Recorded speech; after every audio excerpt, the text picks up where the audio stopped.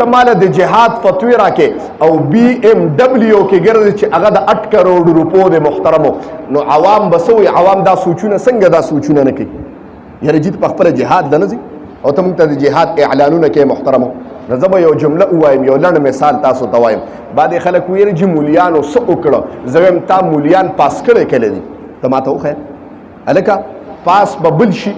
بل پاس شي شهباز شریف پاس شي نواز شریف پاس شو عمران خان پاس شو هغه پاس شي خو چې ګستاخي وشي مولا څه شو مولیان څه شو نو تا مولیان اقتدار کې نه دي راوستي نو ته بیا زور د مولیانو وګوره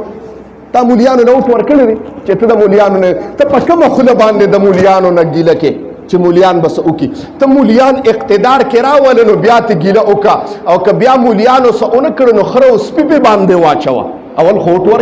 اوټ ورکه دومره زمانه د نورو ته اوټونه ووال نن مولا ته اوټ ووه زه د اوټ په حق کې نه یم او تر نن تاریخه پې مې اوټ اچول نه دی الحمدلله او تا قیامت د سبا به اوټ وانه چوم دا مې ایمان دی بس نه اوټ ورکوم او نه به اوټ واچوم تا قیامته پورې اوټ نه بالکل خلاف محترمو خو هسې ستاسو یو جذبه وایم که ته وایې چې یاره مولا اقتدار کې نه دی نو ته ورته اوټ ووه چې هغه په اقتدار کې راغی نو که بیا ګستاخي وشوه نو مولا د ګریوان نه م ونیسه او د پټکي نه یې م راښکه لمن ته م وله لاس واچوه د ګیرې نه یې م راښکه ویې شرموه زه در سره اول یم ته به باد کې زه در سره اول یم زه د مولیانو طرف نه کوم محترم کوم سړی چې حق دی زه د هغه ملګری که هغه عام سړی دی او که مولا سړی دی محترم کوم که په ناحقه دی د هغه ملګرتیا نه کوم که هغه عام سړی دی او که مولا دی ملګرتیا کې نه بد کار که مولا هم کوي نو مخالف یم که ښه کار عام سړی کوي که هر یو دی که په ظاهر باندې تا ته فاسق او فاجر او زناکار هم ښکاري ښه کار یې وکړه سپورټ به یې کوې محترم دا په تا باندې فرض دی چې د هغه حکمران به سپورټ کوې چې ښه کار یې وکړه محترمو او که مولا هم دی بد کار او که مخالفت به کې محترم څه به کې اواز رانغی یریګو بنا د کې دانشته محترمو چې دا ګنې مولا د پیغمبر خو نه دی محترمو خطا او غلطي کېږي د مؤمنانو نه که خطا ته وشو اواز وکړه عمر فاروق رضی الله تعالی عنه په منبر باندې کېناسته تاسو ته عجیبه جمله ویم په منبر کېناسته یو صحابي راغی تورې ورته داسې نیغه کړه توجه شته اواز رانغی د عمر فاروق نه لوی مولا او په دغه زمانه کې په امیر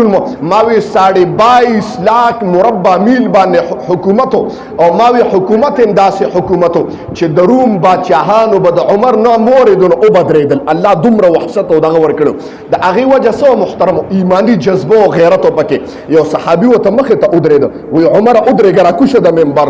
د منبر نه راکوس که محترمو ولې څه چل دی وایي ټولو ته په بیت المال کې یو سوټ رسېدلی دی تا 2 سوټ اچولي تا پرون هم یو سوټ نه وي اچولی نن دی بل اچولی دی هغه وی قسم دی دا سوټ زما نه دی دا زما بچي ته په بیت المال کې میلو هغه مال راکړه چې بابا ته یې واچو نو ما د هغه اچولی دی خپل مې نه دی اچولی قربان شم د صحابو نه محترمو داسې څوک شته په دې زمانه کې چې یو امیر المؤمنین او حکمران ته به وایي چې راکوشه نن ستا حکمرانانې ښځې دروازې د لکو روپو میک اپونه کوي محترمو تا ته پته شته نو دا تا په خپل دا زما اعمال دي محترمو به دیگر مولوي صاحب ته چا ویره چې حکمران مې بد دی هغه به ورته یو جمله ویله وی اعمالکم عمالکم توجه شته اعمالکم عمالکم دا بادشاهان بد نه دي زمون اعمال بد دي که اعمال نیک شنو الله به عمر بن عبدالعزیز را پیدا کی او که اعمال بد شنو خدای به در باندې حجاج ابن یوسف غوندې ظالم مقرر کی محترم حکمرانانو سره نو ما خبره کوله محترمو ظلم کیږي په فلسطین سره ایمانی جذبه او غیرت پکار دی که نور هیڅ نشي کولی محترمو دعا خو کولی شي په اخلاص هغه مؤمنانو ته او نه په اوچته که د شپې ته خو د خپل زوی دپاره او د خپل مال دپاره په کثرت سره دعا کولی شي خو په اخلاص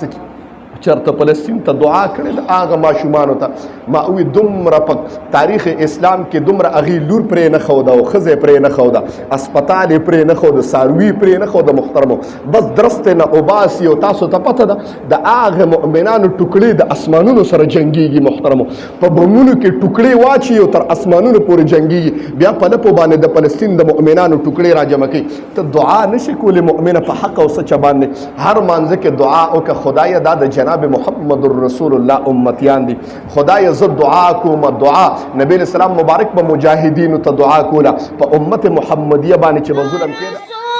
سلام علیکا یا حبیب سلام علیکا سلام